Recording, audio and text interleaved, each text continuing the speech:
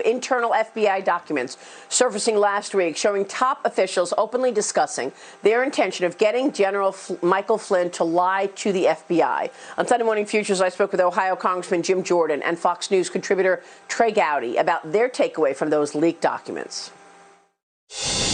We had an additional dump of documents this past week. What struck you? That there was absolutely no evidence that Michael Flynn was an agent of a foreign power. So they're about to close the investigation without even interviewing him. Keep in mind, they had no interest in interviewing Michael Flynn. They're about to close the case. Then you get the call with Kislyak.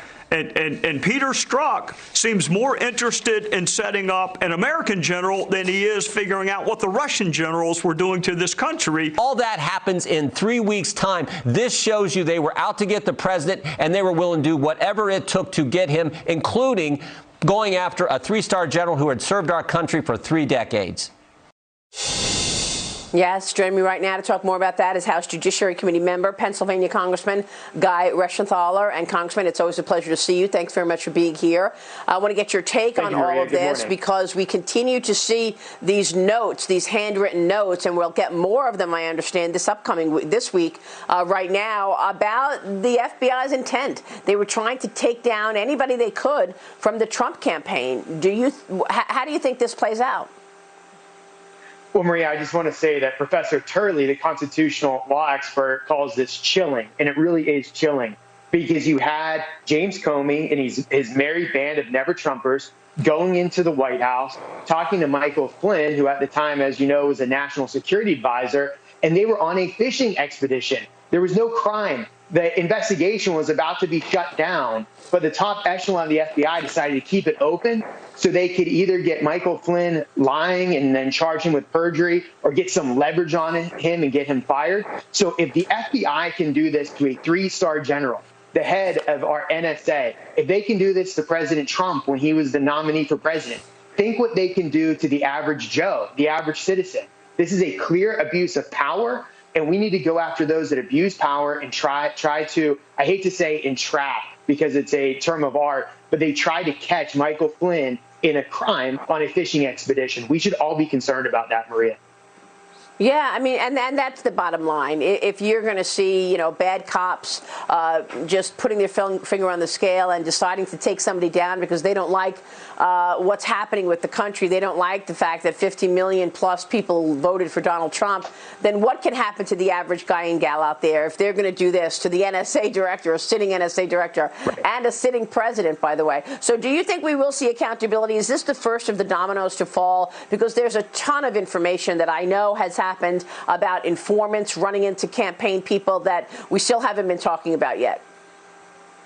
Well, yes, I do. We've got to see what the Durham report has to say when it's released. But the first step is transparency. Let the American people know what went on and how the cabal of the FBI politicized and weaponized that institution.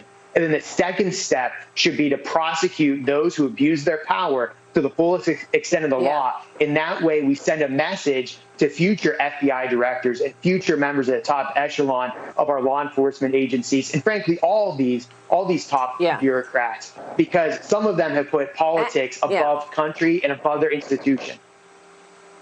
Yeah, and you're really going to need to see accountability in order for people to trust that the FBI can be trusted, that the system is fair. Let me switch gears, ask you about reopening the economy. How is it going? The Pennsylvania governor announcing that the state will start easing restrictions on businesses on Friday. President Trump spoke out about this over the weekend, urging states to get back to work. Congressman, what are you expecting? Can you do that in your state safely? And do you think we will get back to growth and back to business soon?